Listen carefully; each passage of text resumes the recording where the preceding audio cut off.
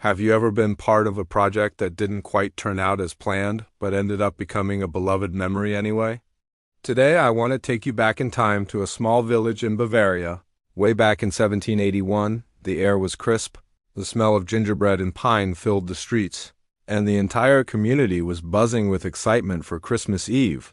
This year, the town council had decided to do something truly special. They weren't just going to have a Christmas market or sing carols. They were going to unveil a magnificent grand lantern right in the heart of the town square. The idea was ambitious, to say the least. This wasn't just any lantern. The blueprints, sketched out by the village's most imaginative, if not entirely practical craftsmen, depicted a structure of epic proportions. It was meant to be a beacon of festive cheer, a light so bright it would rival the stars and be visible from the surrounding hills. Villagers had contributed what they could: scraps of metal, panes of glass, and a whole lot of community spirit. For weeks, the sound of hammering and sawing echoed from a secluded barn where the great lantern was being constructed in secret. The anticipation was palpable. Children whispered stories about how it would glow with the warmth of 1,000 suns, and adults imagined a Christmas Eve bathed in its magical light. Finally, the big night arrived. The entire village, wrapped in their thickest wool coats and scarves, gathered in the square. The air was filled with frosty breath and a sense of collective hope. At the center of the square, draped under a massive canvas sheet, was the mysterious structure. The mayor, beaming with pride, stood on a small wooden platform. He gave a rousing speech about unity, tradition, and the bright future of their little village, gesturing dramatically towards the covered lantern. He spoke of innovation, of reaching for the heavens, and of a light that would guide them through the darkest winter nights. The crowd cheered, their applause echoing off the timber-framed houses. With a flourish, 2 men pulled on ropes, and the canvas slowly fell away. There it was, the grand lantern, and it was certainly big, very big. In fact, it was colossal, a bit lopsided, and looked incredibly heavy.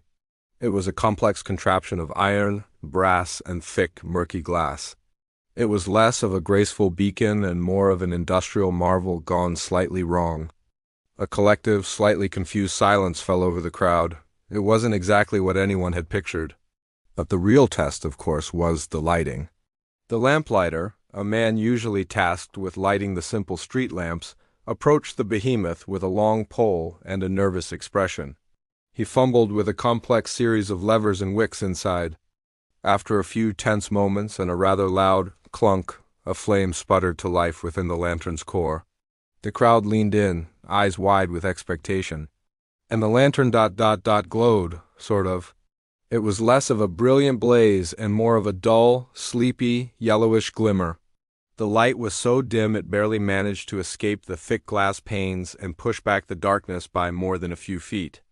Instead of bathing the square in light, it created a small, intimate circle of very faint illumination.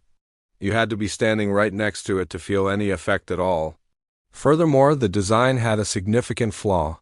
All the heat it generated was trapped inside. The metal frame began to get alarmingly warm, and a faint smell of singed dust started to emanate from it. The crowd took a subconscious step back. People looked at the lantern, then they looked at each other. A child whispered to his mother, "Is that it?" The mayor, still on his platform, cleared his throat. He stared at the underwhelming glow, his grand speech about a star-rivaling beacon now seeming a bit exaggerated. For a few long, awkward moments, everyone just stood there, staring at the faintly glowing, slightly crooked and worryingly warm metal object in the middle of their square. There was no magical gasp from the crowd, no spontaneous outburst of joyful caroling. It was the dictionary definition of an anticlimax. Then something quietly wonderful happened.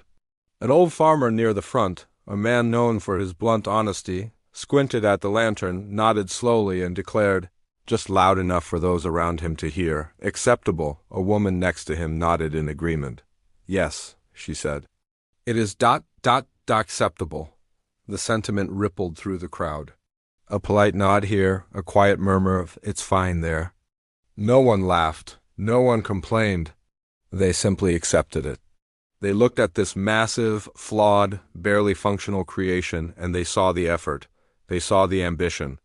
They saw their neighbors' contributions.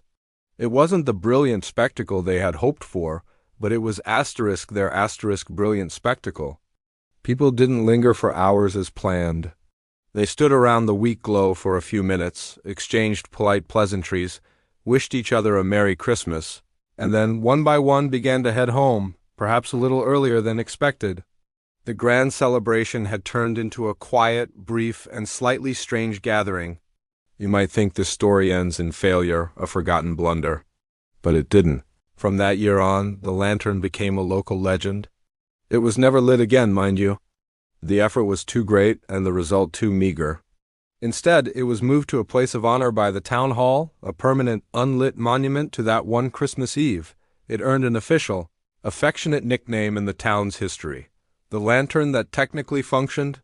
Generations of children grew up hearing the story. It became a cherished piece of local folklore, a reminder that not everything has to be perfect to be memorable. The story wasn't about the dazzling light they failed to create.